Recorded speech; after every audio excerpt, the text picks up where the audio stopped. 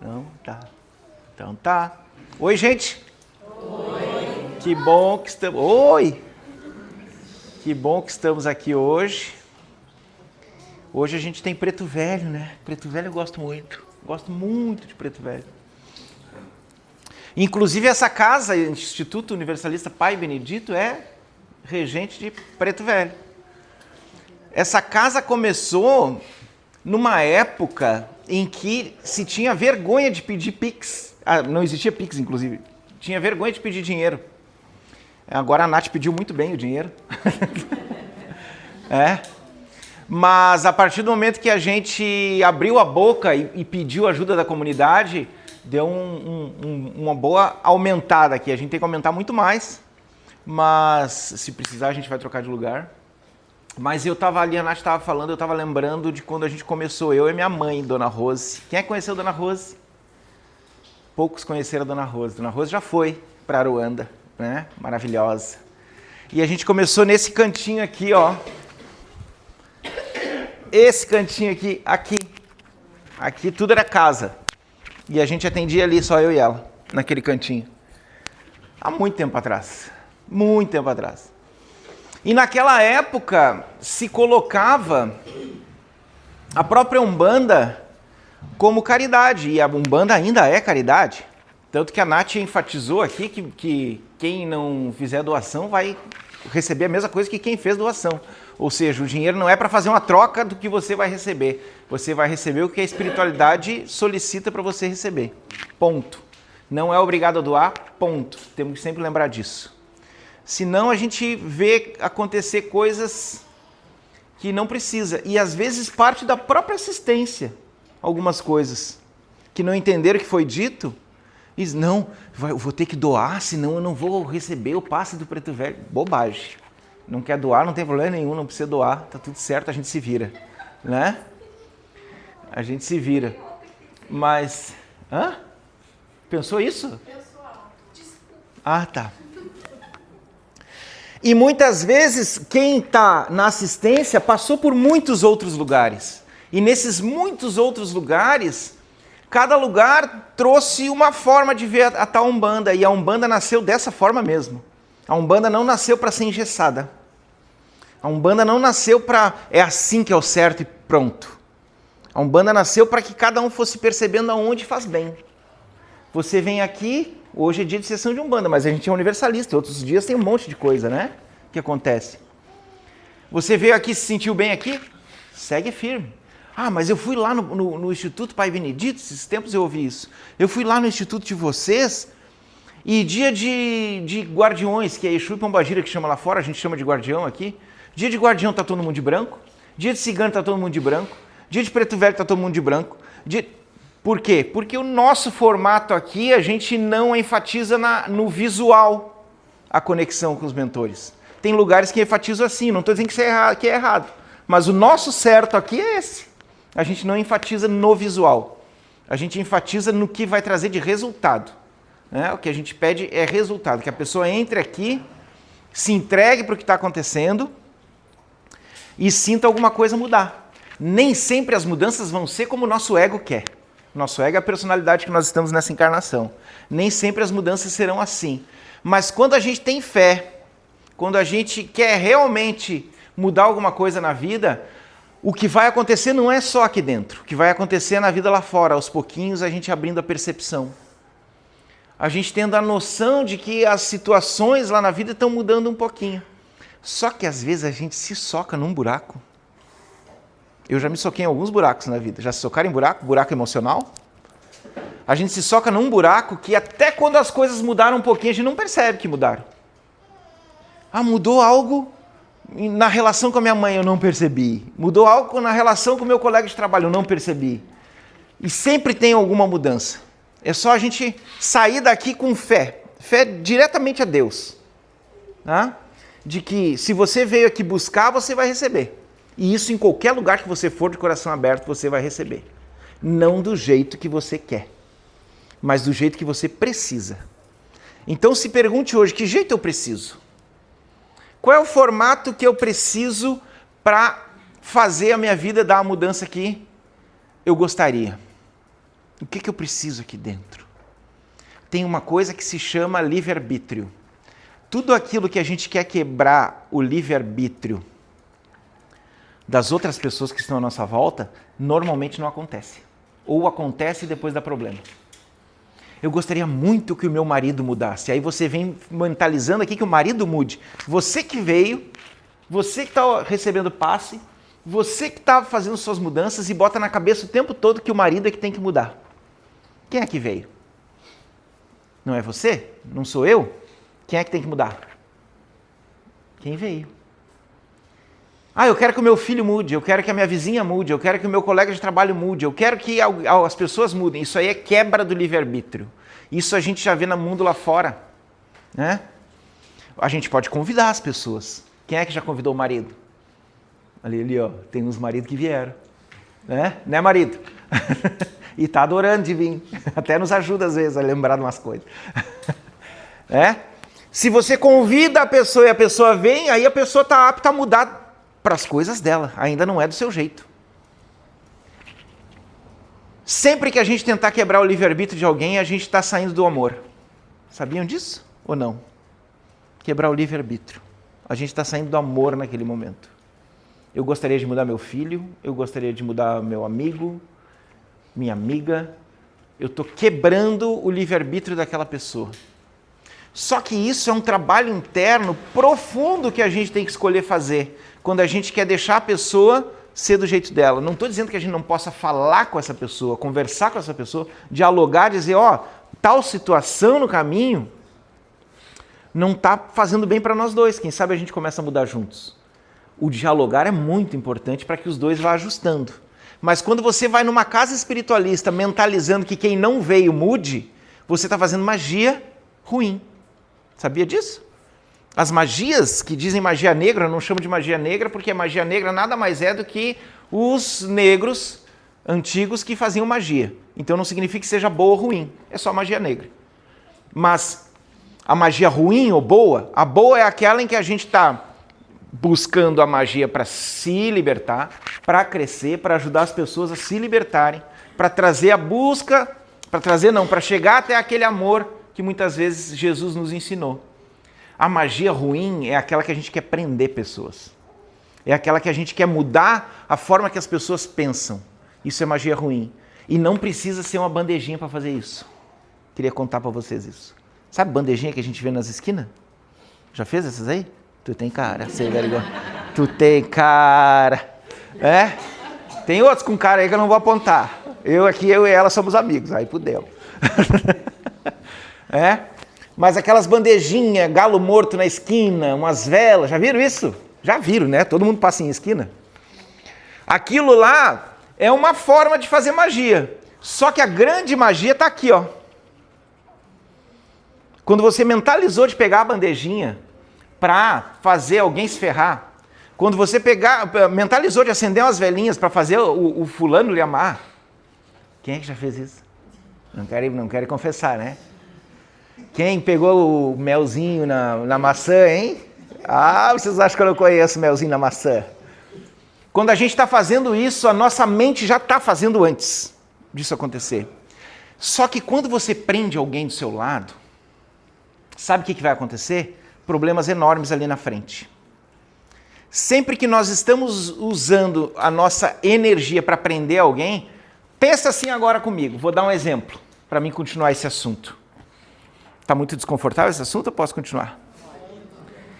Pense assim comigo. Se nós aqui, você chegou aqui no Instituto Pai Benedito agora e nós temos uma gaiolinha para cada um. A gente vai botar você dentro de uma gaiola. Está todo mundo dentro de uma gaiola. Cada um na sua gaiola, preso, com um cadeado. Você não pode sair. Você vai reclamar? Sim ou não? Sim. Vai reclamar, não vai reclamar? Mas e se eu disser para você que tem comida e água? Você vai reclamar? Vai reclamar igual. E se eu disser para você que tem comida e água e uma TVzinha? Vai reclamar igual ou não? Sim. Ou seja, todo mundo que está preso, não interessa o conforto que tiver na volta, vai reclamar. A energia vai negativar. Nós estamos falando em energia. A energia vai entrar em negativo. Quando a energia entrar em negativo, começa a roda de Sansara, que é aquele movimento de karma, dharma, que as pessoas falam aí no mundo sânscrito, sabe? Na Índia. aquele movimento assim, você prendeu alguém com um trabalhinho feito, ou com a mente, ou com o que for, a roda de samsara começa. Então o que você fez aqui, você está anunciando para o universo que pode acontecer com você também. Sabia disso? Tudo que você faz em magia negativa, você está anunciando para a energia do universo de que isso pode acontecer com você também. O que vai acontecer ali na frente? Problemas. Porque ninguém fica preso sempre. Não existe ficar preso para sempre. A gente viu a Disney falando que foram felizes para sempre. Nada é para sempre. Nem as prisões que a gente inventa. Nem as necessidades que a gente acha que tem naquele momento e quer resolver agora essas necessidades. Vai chegar o seguinte, sempre que entrar em energia negativa e você for fazer um trabalhinho, tem espíritos de campo negativo que vão utilizar essa energia. E funciona esses trabalhinhos. Funciona. A gente acende uma vela pedindo para um espírito ir lá fazer a cabeça de alguém, para esse alguém nos amar, a pessoa até começa a nos enxergar. Tá? Mas esse espírito não é de luz, porque ele também está quebrando o livre-arbítrio. Você está fazendo uma coisa que não é de luz e o espírito também.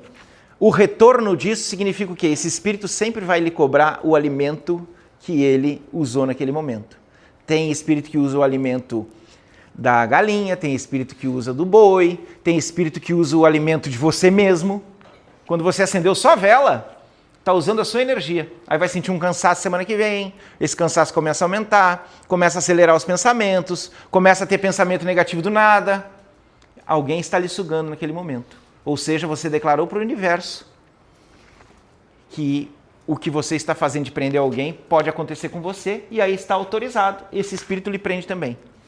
Entenderam o que acontece? Teve um que fizeram as caras agora. Quer que eu narre as caras? Não vou dizer quem, mas teve umas caras assim, puta merda. Né?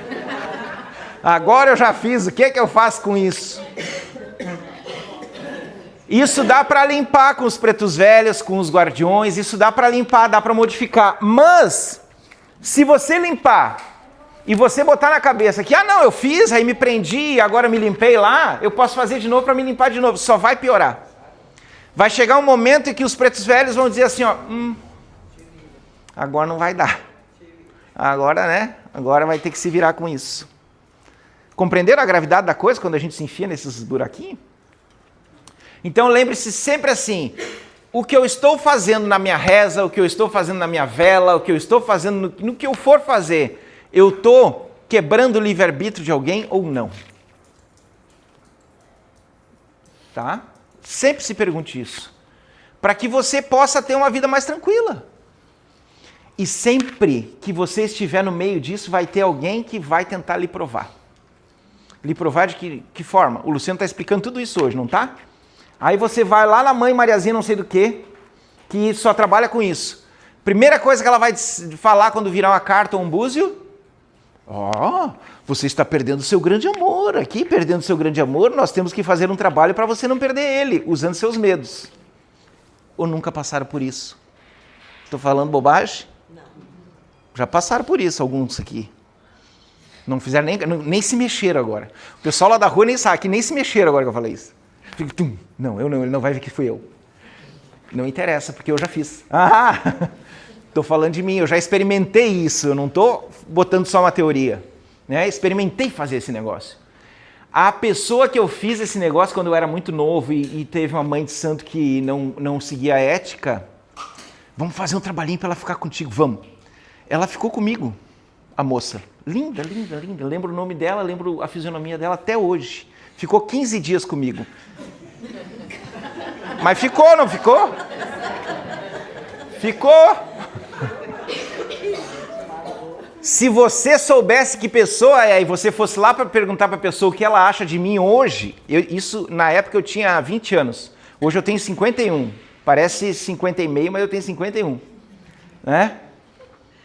Se você soubesse quem é essa pessoa e perguntasse para a pessoa hoje o que ela acha de mim, ela me odeia até hoje. Verdade, verdade. Esses tempos não, acho que faz uns 3 anos atrás, alguém conhecido em comum perguntou, lembra do Lu, não sei o que. Não quero nem saber desse desgraçado. E não aconteceu uma coisa terrível nesses 14 dias. Terrível, pelo menos, eu acho que não. Mas não aconteceu nada de briga, não aconteceu nada assim. Do nada, ela se fechou. Veio a notícia de que eu tinha que alimentar mais os bichinhos que estavam pedindo, espirituais. Eu não fiz isso, me odeio até hoje. Então, frequentemente, quando eu estou ali, ó, sentado no banquinho, às vezes me vem ela na mente, e me veio agora, senão eu não estava falando para vocês, e aí eu mando muito amor para ela. Não amor para ela gostar de mim, amor para pedir perdão. Não como culpa, porque eu também não entendia direito, mas aqui eu falando para vocês sobre esse acontecimento, eu falando para vocês sobre o livre-arbítrio, falando para vocês para não fazerem isso mais, eu já estou fazendo a minha parte de ter aprendido alguma coisa com essa coisinha que eu fiz lá atrás. Eu fiz um monte de coisa na espiritualidade que você não tem ideia. Um dia eu conto aos pouquinhos. Hoje não vou contar mais, eu contei só essa. Tem gente aí até com cara de me odiando agora. Desgraçado, tu fez. Fiz. Né? E é isso. O dirigente espiritual muitas vezes vai passar pelas coisas que está falando. E eu normalmente não venho falar teorias aqui, porque eu não gosto daquele monte de teoria que ninguém botou a mão. Eu gosto de botar a mão. É o meu jeito, é botar a mão. Né? Eu boto a mão na coisa para ver se é ruim ou se é bom. Um monte de coisa foi maravilhosa e um monte de coisa a gente faz maravilhoso hoje. Mas se perceba lá agora, quando você vier aqui nos pretinhos, nas pretinhas, se perceba se você tem que fazer uma limpeza dessas ou não. Não é uma baita de uma limpeza, porque só abrir o coração e dizer, eu gostaria de romper isso que eu fiz lá atrás. Eu gostaria de respeitar o livre-arbítrio, o meu e das pessoas. Pretinho, pretinha, dá pra gente modificar isso? Eles vão dizer que se dá ou se não dá. Expliquei direito? Ajudou? Tá? Isso é para muitas coisas, não só amor, né? Falei de amor porque eu lembrei da moça que eu falei para vocês. Mas tem muitas coisas. Então, sempre fique atento. Vai ter sempre alguém dizer assim, olha, deu errado lá aquele consórcio que você queria, porque tem um espírito ruim na sua volta. Me dê aqui 3.000 reais para a gente tirar esse espírito. Existe, infelizmente existe. Mas quem paga e quem está lá no meio precisava estar lá. A gente costuma dizer o seguinte, no fim tudo dá certo, porque a gente ir lá pagar 3.000 reais para acontecer alguma coisa, de repente não acontece, ou acontece. A gente se colocar em lugares que são duvidosos também é necessário. Tudo é necessário para a gente aprender a buscar outros lugares. Quem garante que aqui a gente acha que a gente está fazendo o melhor que a gente pode, mas quem garante que a gente está? Compreende o que eu quero dizer? Tudo é estágio evolutivo. Se você esteve nesses lugares que eu falei, é estágio evolutivo. Se você está aqui, é estágio evolutivo. Um dia você vai estar em outro lugar que você vai olhar para cá. Eu nem sei porque eu fui naquele Pai Benedito. Né? E está tudo certo, porque isso são os estágios da vida. É isso, para isso que serve caminhar nessa história. A gente olhar e ver. Olhar e ver ficou ótimo. A gente olhar e perceber. Será que me serve? Será que não me serve? Qualquer situação. Mas tente não resolver coisas dentro do medo. Porque o medo é o que mais usam, não só mães e pais de santos desavisados por aí, mas usam em todas as religiões, usam o medo há muitos séculos. Tá? Usam o medo para você se apavorar. Olha, se tu não orar de noite, Deus vai te castigar. Não tinha isso antigamente? Não tinha o castigo de Deus? Eu fico só imaginando Deus parar tudo que está fazendo para castigar você. Deus está lá criando um outro universo. Né? Parei. Como é que é o teu nome, querido? Cristiano. O Cristiano. Deus está lá criando um outro universo, de repente, criando planetas e sóis e tudo incrível. O Cristiano não orou.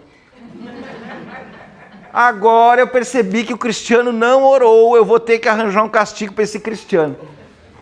Percebem? Porque até essa forma de castigar significa que esse tal Deus que nos pregaram antigamente é um Deus que não percebe tudo. Se surpreende. E Deus, na sua essência, Deus, a grande espírito, como você quiser chamar essa potência que nos botou aqui no planeta, sabe exatamente como nós somos. Sabe exatamente até onde a gente vai errar. E nos permite andar dentro do erro, muitas vezes, para que a gente descubra o amor. Jesus veio nos dar um caminho aí, né? Jesus e muitos outros avatares vieram ao planeta e ainda vão continuar vindo seres que vão nos ajudar a caminhar melhor nessas nossas trajetórias. E Jesus já falava, amar o próximo como a si mesmo. Amar o próximo como eu vos amei. Como é que ele amou a gente? Lembram, não? A historinha? Como é que ele amou a gente? Só amou. Tinha um monte de ladrão na volta dele. Tinha um monte de sem vergonha. O que mais que tinha? Tinha um monte de gente que, pela moral e bons costumes, não valeria nada. E para ele valeu tudo. É só a gente olhar os apóstolos, cada um com seus defeitos. Um monte de defeitos os apóstolos tinham. Compreende? Então, se a gente olhar direito as coisas, esse castigo que muitas vezes a gente tem medo, é só dentro de nós. Então não caia mais em armadilhas através do medo, armadilhas espirituais por causa do medo.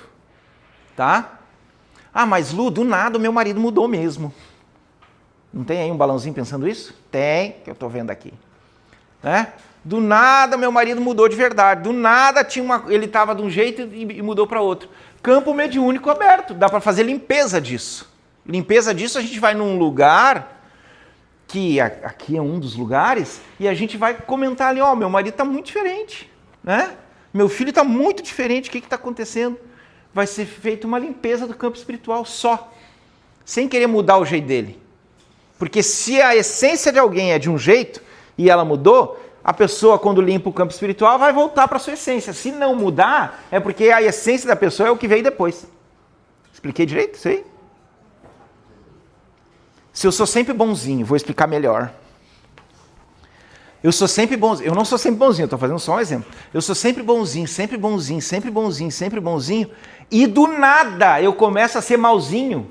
Não significa que tem um espírito ruim na minha volta. Às vezes significa que eu só fui para a minha essência mesmo. Para o meu jeito de ser.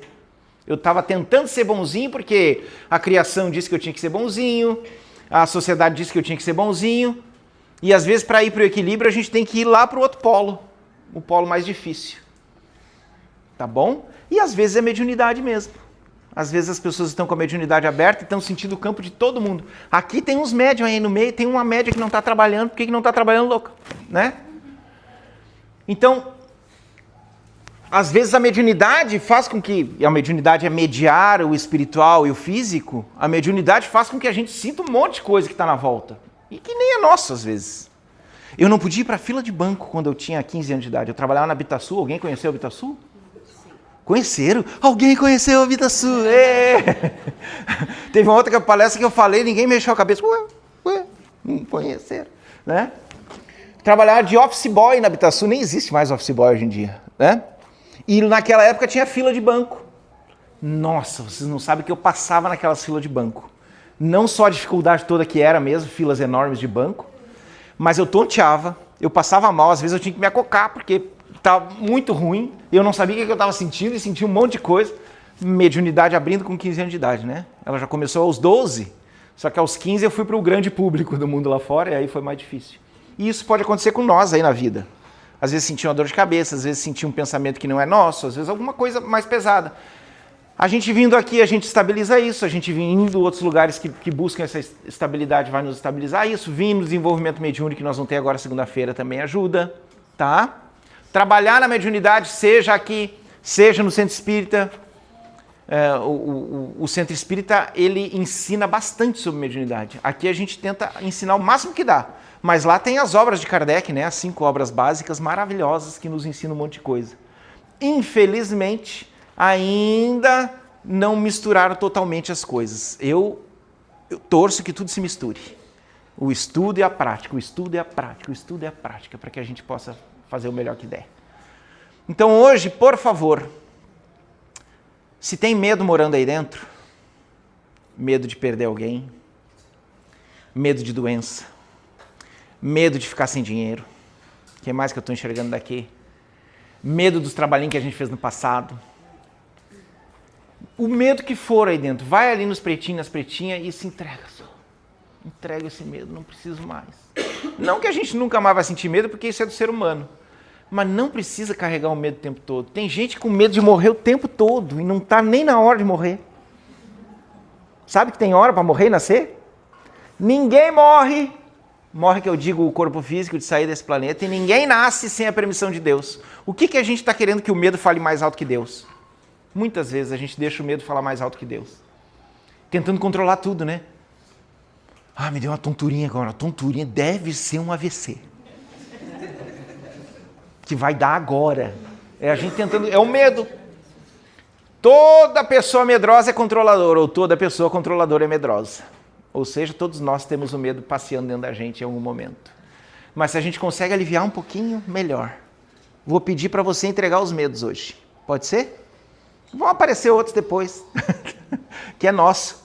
Mas tenta hoje não carregar medo para casa. Tenta hoje ir dormir com mais tranquilidade. Tá bom?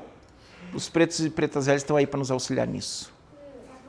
Tá bom? Obrigado. Alguém responde, pelo menos.